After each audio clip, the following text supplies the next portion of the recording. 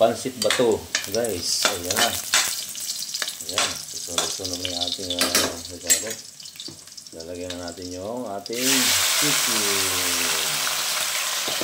Ibigyan muna natin ang ating chicken, guys, para sa ating lulutuin yung pansit bato.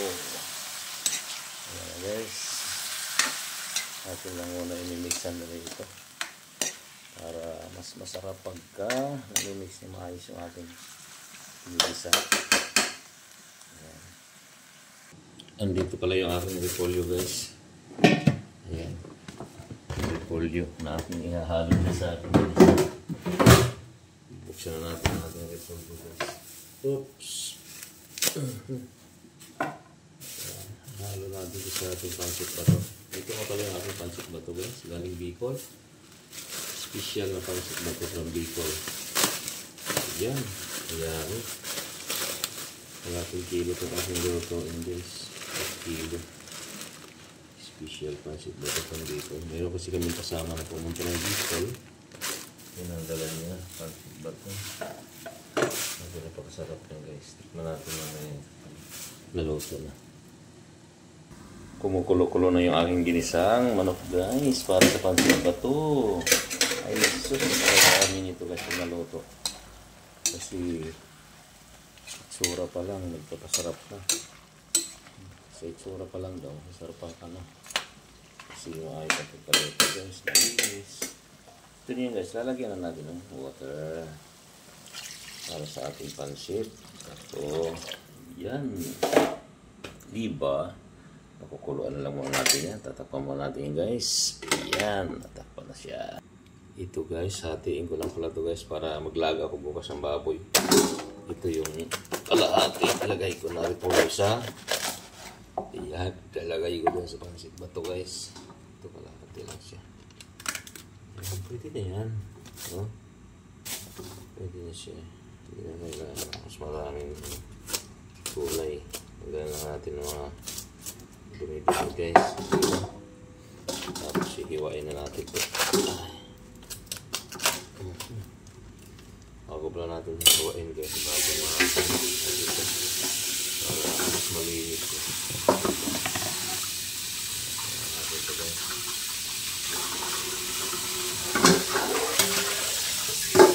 Lagyan ko pa ng tubig para mag-yami.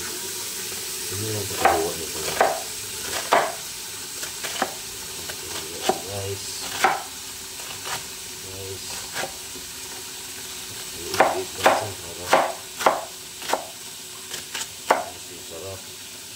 Hatiin pa natin gitna.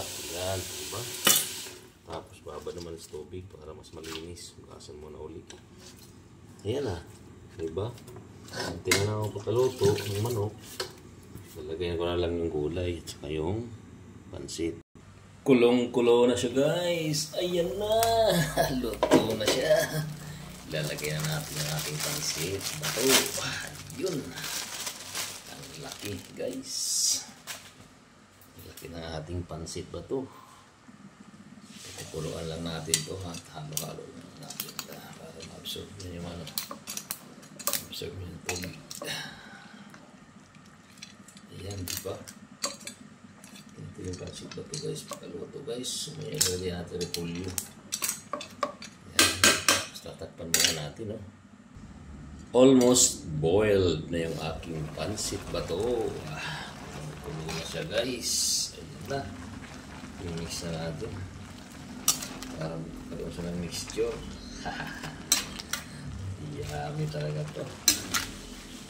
Ayan, ang aking pansit bato. Halagi sa maluto, guys. Tapos pa natin ulit, no? Ayan na. Isang kulo ka na lang. Pwede ka na. Ayan na, guys. Luto na siguro to. Saglit na naman maluto sa pansit bato, guys. Pwede na natin ilagay itong repolyo mamaya. Ayan. Dadagdagan ko pala ng konting tuloy ito, guys, no? Ayan.